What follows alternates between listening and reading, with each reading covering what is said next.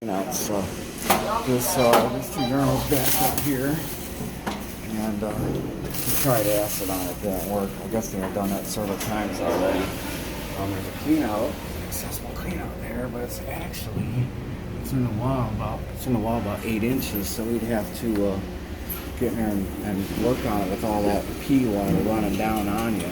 I wish it was code that they put those cleanouts above the flood rim level of the urinal, like up higher, so that you could just unscrew it, snake it, and you wouldn't have all that pee water pouring out from down there.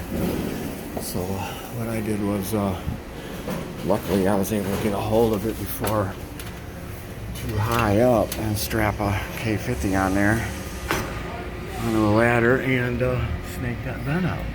Went all the way down and got it going. So I'll just fernco that back together and we're good to go.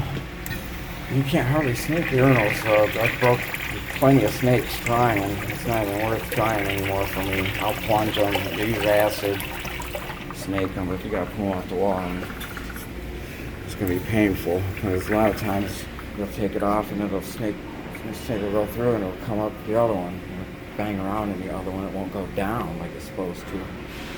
So they use the double T right there between those two.